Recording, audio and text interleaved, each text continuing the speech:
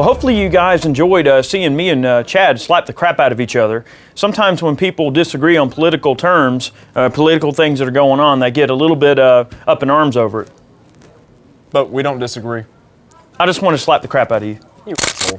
All right, well, anyway, this is Mail Call, and we're going to basically talk about some of the questions that you guys have been sending in regarding, it's basically kind of a political episode, some of the current events and things like that are happening. So without further ado, we're going to get started. This has been a great series. We appreciate all the support that you guys have given us regarding it, and we've gotten a lot of great questions in. I mean, we've got enough questions to last forever here. So if you have a particular question you want us to address, just leave it in the comment section below, or send it to us on Facebook or direct on the website, and we'll definitely get to it, guys. So the first one, we've got a question from J.J. Lawrence. He said, "You gotta love this. Georgia passes a historic gun rights bill. Georgia HB 60 passed 112 to 58. How many other states have already done this or are in the planning stage of doing so?" In case you guys don't know, HB 60 is an awesome gun bill that just passed here in Georgia. Certainly a pro-gun bill. Chad, you want to talk about a few of the things that HB 60 encompasses? Sure. I mean, a couple of the things is it allows basically extended parameters as far as where you can carry within the state. A lot of it is regarding like permission of the owners, but like bars, restaurants, that kind of thing. Churches, as long as the basically the leadership of the church allows concealed carry on the campus, then it's still, I mean, it's within the law at that point.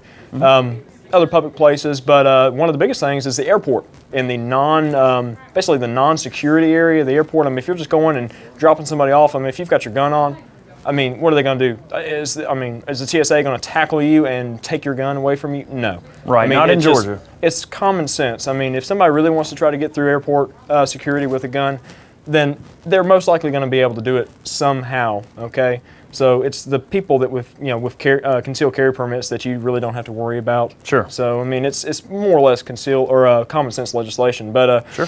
One of the things some of the opponents of the bill are calling it the guns everywhere law and saying, oh, it's going to open up all kinds of problems. You know, you're allowing these guns in all these other places that were never allowed before, and it's going to cause all kinds of violence. No, it's not. The problem that you have is gun-free zones cause problems, and that's the bottom line. We'll probably discuss that. You know, I'm sure there'll be another topic that comes up about that. But sure. One thing that people are thinking that it's going to allow is there's wording in the law. I haven't really read this particular part and seen what people are talking about, but they're saying that it may allow concealed or convicted felons to actually defend themselves with a firearm and get away with it, you know, in a court setting.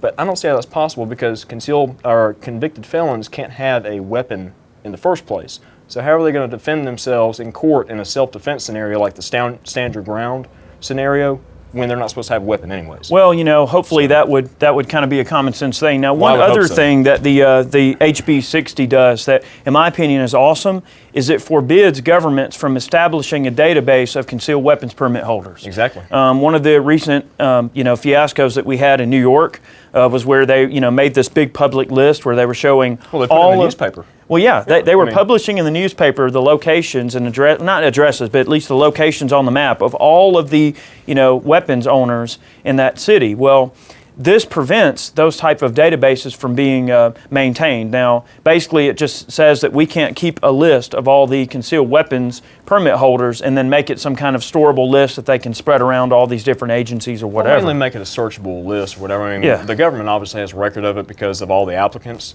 but it's not going to be accessible to the public. I mean, you can't just hop online and go to some site like Snopes or whatever and just search for someone's name and find out that they're a concealed weapons permit holder or get a list of those holders. It's just, that's private information. Well, anyway, JJ, to answer your question, I really don't have a concise answer for you on that when it comes to which states have already done it. I know that there are several pro-gun states that probably will follow suit with states like Georgia, namely probably Texas comes to mind right out the gate. Generally Alabama, Tennessee, those two states take me as being, relatively pro-gun. A lot of your southeast states, Florida has pretty lax. South Carolina for the most part. But to answer your question, hopefully more states will follow suit and realize that an armed citizenry is just a great way to make sure everybody's being safe. I mean, we mentioned, gun-free zones. And of course, we just yesterday, at the time this video was recorded, we had the Fort Hood shooting out in Texas there. And I'll tell you, I really hate to, as the second time that we've had a shooting at Fort Hood, Texas, and I hate it. You know, my hearts go out to the families and the victims, and so far at the time of this video, I think 4 people have died and almost, 16 injured now? 16 injured, yeah. So it really sucks when you have your armed forces who are expected to stand in front of you and defend you at the cost of their life, potentially, but then when they're in their everyday duties and their everyday lives, they're disarmed by their government. And I think that's a big problem that needs to be addressed. I mean, we need our troops armed, if for anything, just to be able to defend themselves on an everyday basis when they're on work, at work on base. Well, one of the problems with that is that would be dictated on a federal level and not a state level. So Texas actually has no control over that decision whatsoever. All right. It would basically be the feds, which is probably never going to happen. Well, one of the big problems with the whole thing is, the general came on the TV and said, oh, well, we learned a lot from the last shooting and we had a faster response time. And that's like, 10 or 15 minutes after the fact it took the MPs to get there? I don't know, guys. I mean, I'm not a fan of gun-free zones, as many of you know. The nice thing about HB 60 is that it turns less and less places in Georgia into gun-free zones, which is always going to decrease crime. All right, I don't care what anybody says. The more people that are honest and law-abiding that are carrying firearms, the better off the place is going to be. Mm-hmm. So let's move on to the next question. Thank you, JJ. Jepraw, Jepraw, Jepraw, he wants to know, hi, can you make mail call for Senator Lee in California, or Yee in California? He is anti-gun, but the FBI is charging him for arms trafficking. Thanks. Yeah, if that's not a hypocrite, I don't know what is. Yeah, that's a big one there. So, again, this is more of this dick measuring that's going on with all of the elitists in this country. And we seem to be kind of following a consistent trend here that a lot of the people that are in office that are power grabbers, that are on that side of the fence of gun rights, they all seem to think that it's okay for them to have guns and okay for them to have armed, bodyguards and security and electronic gates that, lock and keep everybody out of their driveway and this sort of thing. It's okay for them to have that type of power, but it's not okay for you, the worthless rabble, to maintain firearms for your own personal protection. So according to this guy, it's okay to traffic arms and sell guns to terrorists and do all this as long as it furthers your political means or furthers your financial culpability moving forward. Well, but screw the citizenry. That's exactly what he was doing. He was basically gun running in exchange for campaign contributions. Right. I mean, so that is the elitist attitude at its core. I mean, we can have this type of weaponry, we can deal in it, and which is illegal already anyways, but we don't want you to have it. Yeah, screw you. That's what he's basically saying to everybody. Using public office and public notoriety in order to further political and personal goals that only benefit him and not the citizenry. Yep. Now, were we a lesser country and were this a less civilized place, I'm pretty sure Mr. Yee would be dealt with in a very harsh manner. If something like that happened in, say, Africa, where they have military coups on a seemingly monthly basis, do you think for one second that if the local government weren't doing what those people wanted them to do, that they wouldn't be dealt with in the harshest manner and aren't dealt with in the harshest manner? Every day, man. And I tell you what, I mean, to me, that's just borderline treason. You're selling out your country. I mean, you were put in that office because people respect you and you are, their voice. You're their leader. And when someone puts that trust in you, when the citizenry puts that type of trust in someone and they just betray it, I mean, that's no different than committing treason. You might as well be selling secrets to our enemies or whatever. I mean, to me, this is a totally horrible offense that needs to be dealt with in the harshest manner possible. I think so. But I do think it's funny how he is a very big hypocrite in that, he can say that it's okay for us to be disarmed, but screw you guys, I can do what I want because I'm Mr., on top of the world. I don't agree with that one bit. Well, I can think of many other California Democrats that fall into the same scope as well. Yeah, many other politicians in general. Yeah, Jeff Brawl, we appreciate that. That's a very good question. Yes, it's bogus, but it is what it is, guys. All right, well, we've gotten a question from John. He said, what do you think about Piers Morgan's final CNN show speech? Okay, and in case you guys don't know, I'll read it to you right quick.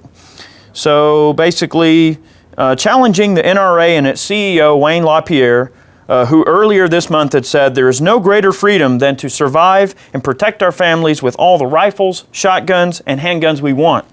Morgan, staring into the camera, argued, "More guns don't mean less crime.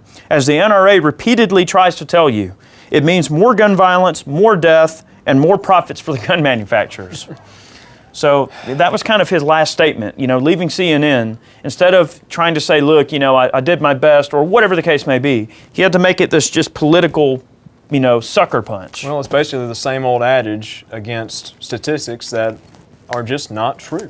Right. When you compare the statistics in this country as far as just overall gun violence, sure, we have a lot of guns here. Sure, we have gun violence, but if you look at the violent crime rate in other places of the world, it far exceeds ours.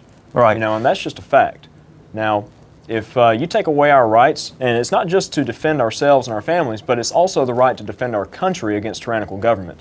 So that is one of the big ideals of the Second Amendment in general. So for the government to basically take that away from you and say that, oh, well, we're going to take all these arms away from you, and you can't have anything, right, then basically that puts the government in full power, and that's the ticket. The Second Amendment also, for me, the important thing about it, and where Piers is wrong, is that, we would all defend our country. If somebody attacked us, if somebody, really just, like say they invaded us on our own soil, is that highly unlikely? Well, yeah, probably. But I'm confident that every person with a gun becomes a soldier, and they would fight for their country. They would fight the people that would harm their neighbors, the people that would harm their country. And I think that's what makes this country great, is our heritage of gun ownership and our heritage of volunteering to be put in danger. I mean, you look at Tennessee, they're called the volunteer state for that reason. They have more volunteers during all the wars than any other war.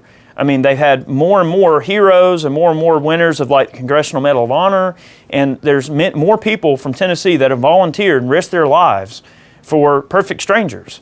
And I think that says a lot about the American dream and what Americans, how we view our firearms ownership is in a way that, yes, it's recreational. Yes, we hunt. Yes, sometimes we have to go to war or whatever the case may be, but firearms are a very big part of American heritage. And what Piers is failing to realize is that, okay, he's going to try to wrap statistics up and change around statistics to meet his political agenda. But the Second Amendment isn't about a political agenda. It's about a means to an end and a means of defending ourselves and protecting ourselves and those around us. And I think the average firearm owner in the U.S., sure, there might be some of them that might be a little bit, hinky or weird in that aspect, but most firearms owners in the U.S., I guarantee you, would risk their lives to help someone in need. I'm sure. All right, so John, we appreciate that, and yes, that was a real bogus low punch from Piers Morgan. The UK can have him back as far as I'm concerned. Yeah, pretty much. I mean, what a statement from him was not a low punch to gun owners. Yep, exactly. So Tom wants to know, I'm a college student in Pennsylvania, and I was wondering, do you guys think that students should be allowed to carry, if only concealed, on campuses? Well, that's kind of a double-edged sword, because in some states like Georgia here, we don't allow or we don't require any kind of special classes and whatnot to acquire a concealed weapons permit. Some states do, like South Carolina, for instance, and they don't give reciprocity with us because of that fact. Right. And there are a couple of other states that do not as well. Mm-hmm. But I think that there should be some level of training involved. And you've seen these tests or these scenarios that have been carried out on some of the liberal news networks where they basically put a number of students in a classroom. They give one of them or two of them maybe like a concealed weapon or whatever. A concealed weapon is like a paintball gun basically. And then they know that someone's going to come in the room and basically shoot the place up. Okay, and they know they're going to come in there. They come in, and 9 times out of 10, the person doesn't get their gun out of the holster or whatever the case may be. But these people, they don't really have any training whatsoever. I mean, if you're going to be a concealed weapons permit holder and be a responsible permit holder and carry a weapon every day, then you need to know how to run that weapon. And doing something like shooting competition like IPSC or US PSA, something like that, can really give you the edge in a scenario like that. But like I said, it's everybody's right to defend themselves, and I think that more guns on college campuses would be a good idea. Yeah. Because it would deter a lot of those crimes that occur on those campuses, the rapes, the other violence that occurs, robberies and things like that. If people know that college kids are carrying guns and know how to use them, it's going to be a lot to deter some criminal from coming and say, I don't know if I want to worry with that, and that's a fact too. You want to see some interviews with some of these convicted felons, and they want to talk about who they case to do robberies on or whatever. They case as far as robberies or carjackings, things like that. More pro-gun areas, they try to avoid. If they know somebody's got a gun, they're not going to take the risk because they don't want to get shot. That's it. And that's the bottom line. Well, yeah, I mean, to mirror Chad, I think that training is necessary, not only for an official level, but also for a personal level. I think that, from an official capacity, yes, more states should probably embrace some form of training regimen that's required for a concealed weapons permit holder to obtain such permit.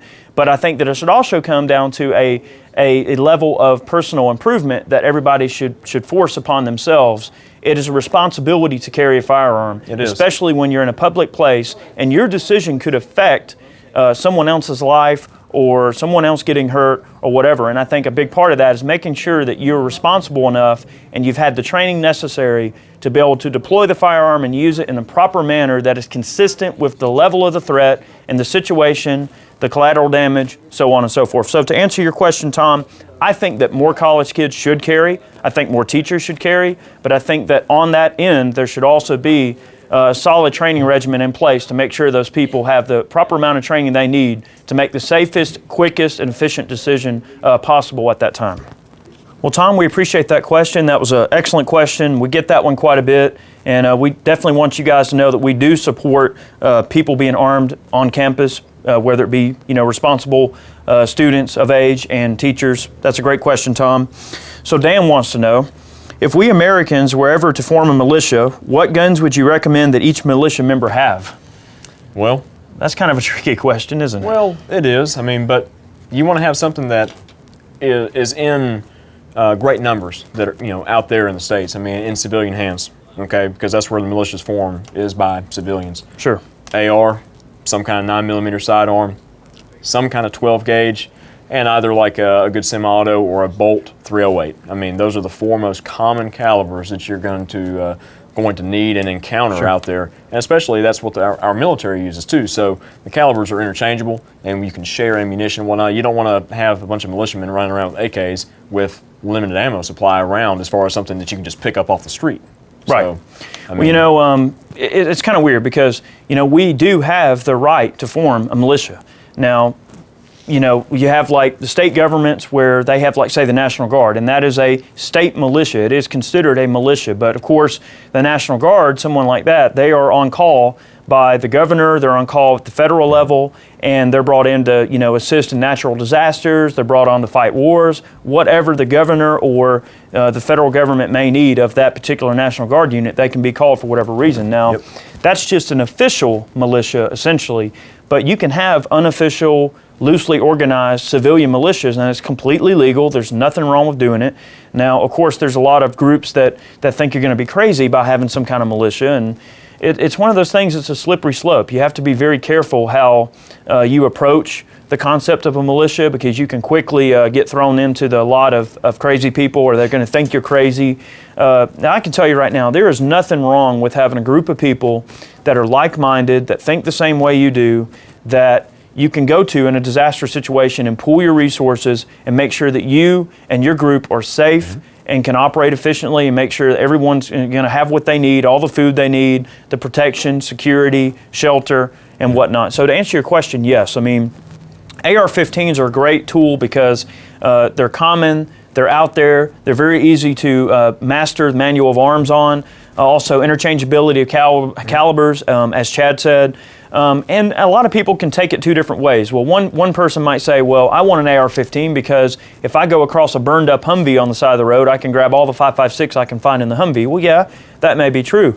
But also consider, what if it's the opposite? What if the military says, look, guys, we know y'all are organized militia. We don't want to fight, but we need your help. We're about to get overrun down the road here, and we need some help. Can you and your men come and assist us? It's nice to know that all of their 5.56 ammunition, their magazines, can fit in your civilian counterparts of the rifles and function and work, and you can assist those soldiers and defend your country. Oh, yeah. And parts interchangeability, of course. I mean, plenty of parts out there. Oh, good God. Yeah, absolutely. Plenty of parts, plenty of ammo. I mean, even out there on the civilian market, I mean, there's ammo all over the place, millions upon millions of rounds. Yeah. You know. So to answer your question there, Dan, that's essentially what I would do if I were wanting to have some type of militia. That's probably what I'd want to do, just for the sake of continuity. You want to make sure that you have continuity of gear. Mm-hmm. Everyone has the same magazines. Everybody has the same ammunition, the same weapon design. You agree on one weapon design and stick to it. The same clothing. That's why the military does it. It's not because they're trying to look cool, but to have uniformity in supply, in appearance, professionalism, and training. All of that gear, everyone is trained on. So if one person's having an issue with something, then they can go to their buddies that have been trained too and go, look, I'm having an issue, mm-hmm. and then get what they need, the guidance or training they need to move on with their job. Oh, yeah. So guys, we really, really appreciate all these questions. Thank you, Dan. That was a very pertinent question. I know these political questions can be a little bit hinky for some of you. I know that this is just our opinions. You know, we try to provide what we consider to be the opinion of average gun owner here in the U.S., a very level-headed opinion, a very unbiased opinion, although I am staunchly pro-gun, of course, not an anti-gunner by any means, but we do appreciate the questions. We have many more of the mail call episodes on the way. We greatly, greatly appreciate all the support that we've been getting. Today, in fact, at the date of this filming, we had so many YouTubers stop by, just passing through from all over the place. Oh, yeah, we had spring breakers coming back from Florida. Yep. We had a fella come in from Texas. He actually spent quite a bit of money in the store here just to support, what we do here. Sure. And we had a fella come in from Michigan, I think, too. Yeah, sure and, did. Actually, a couple local guys that didn't even realize that we were here. That's right. I mean, we still get that every now and again. Like, I didn't know you guys were right there up the road. Oh, my God. That's right. Well, guys, we greatly appreciate the support. If you have a question, that you want to ask us, leave it in the comment section below. You can leave it on the Facebook page. We'll read them. And if you want to email them in on the Iraq Veteran 8888 website, we'll most certainly adhere to those questions, get them in the video pipeline here. We have a ton more on the way. Thanks for the support, guys, and we'll catch you next time. Take it easy.